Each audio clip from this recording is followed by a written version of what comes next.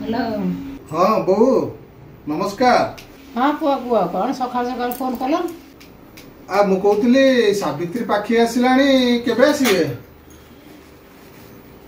सावित्री 2 दिन थी जाई पहुँचमी। हाँ आ मु कौन कहूली कि बहु एथरक सावित्री को आसिला बेले आपण 15 प्रकार फल आनिबे। हाँ तमर का सेमती किसी विधि अछि कि? हाँ हाँ मु सब दिन नहीं जाई पहुँचबी। हाँ कौन 15 प्रकार फल? हाँ तम भोणी घर बोला केते प्रकार फल लेके जाउछ? तो तमु काई बाधी गला? अब मां को कहबे मते बाठीबनी। मो सासू को कहली 15 प्रकार फल आनिया को। नेले बळे का सासू? अरे तुम रागुच कि? रागिबनी। अरे आम बाहागर 15 वर्ष हो गला तो सेति पय मु ता कहिछि 15 प्रकार फल आनिया को। तुम रागुच काहे कि? जा निजे किनिया नै आसिलो। कहले कौन 15 प्रकार फल आनिबो। एडे लोभी घर मो झियो को देली ये 15 प्रकार फल इमिति फल नेमि जे खाउतबे गुण गाउ।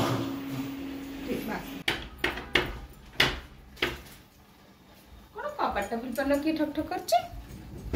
बोली दिया बो ओ बो हो बापा चलो।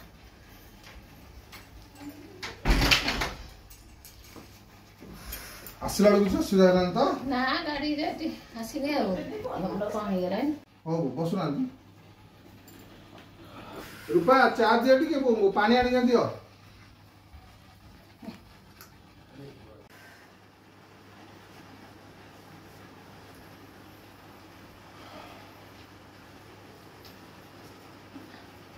जान रख चाय छी।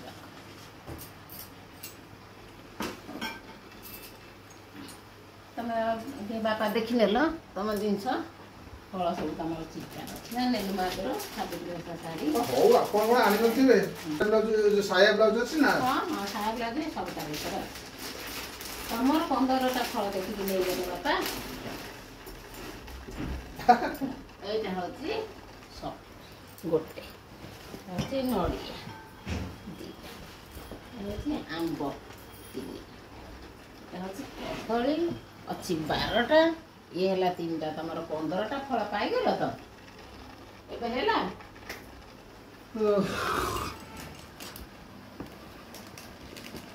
ये 15 फल 15टा फल आनिया कहतिला मु 15टा फल घिति आस्ती तमर 3टा 12टा 15टा हे गेला सावित्री सा हम एबे जाउ।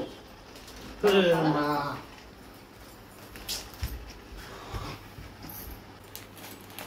हेला ना हां तो सासू घर इमिति लोक आउ कहना ठीक अछि एम्ति लोभी लोक को एम्ति दरकार।